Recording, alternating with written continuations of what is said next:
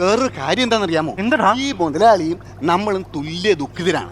അതായത് നമ്മൾ full time വെള്ളത്തിൽ, അങ്ങേരും ഫുൾ ടൈം വെള്ളത്തിൽ. ഇവിടെ നമുക്ക് സ്വാതന്ത്ര്യമില്ല. അങ്ങേരെ ഭാര്യയെ കൊണ്ട് അങ്ങേർക്കും സ്വാതന്ത്ര്യമില്ല. എന്താന്നറിയോ, നമ്മളെ കാണാൻ മാത്രമേ കൊള്ളൂടാ, അതെ, തിന്നാൻ കൊള്ളൂലടാ നമ്മളെ. തന്നെ തന്നെ അതുപോലെയാണ് ഇവിടുത്തെ ആ ചേട്ടനും. എന്ത് കാണാനേ കൊള്ളാവൂ, വേറെ ഒന്നിനും കൊള്ളൂല. ആ ചേച്ചി പറയുന്നത് ഞാൻ കേട്ടു.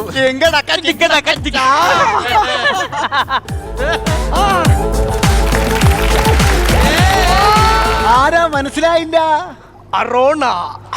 അരണയൊക്കെ വെള്ളത്തിൽ കിടക്കൂ. അരണ്യല്ല, അറോണ. അല്ല, ഇതിനു മുമ്പ് എവിടായിരുന്നു? ഞാൻ ടൗണിലെ വലിയ പണക്കാരന്റെ ഫിഷ് ടാങ്കിലെ മീനായിരുന്നു. അതെ അതെ അതെ, പുള്ളിയുടെ പെറ്റായിരുന്നു ഞാൻ. ഓഹോ, പെറ്റെന്ന് പറഞ്ഞാൽ പുള്ളിക്കാരന് ജീവനാ. പിന്നെ അവിടെ എന്തൊക്കെ പെറ്റുണ്ടെന്നറിയാം? പെറ്റുണ്ട്. പട്ടി, പൂച്ച, കിളികള്, അങ്ങനെ മൊത്തം പെറ്റാ. പെറ്റെന്ന് പറഞ്ഞാൽ പുള്ളിക്ക് ഭ്രാന്താ. എന്തിനാണ് ഇങ്ങോട്ട് കെട്ടിയെടുത്തത്? പുള്ളി ഒരു കല്യാണം കഴിച്ച് 4-ാം മാസം പുള്ളിയുടെ ഭാര്യ പെറ്റ്. അതിനുശേഷം പുള്ളി എന്നെ വിറ്റ്.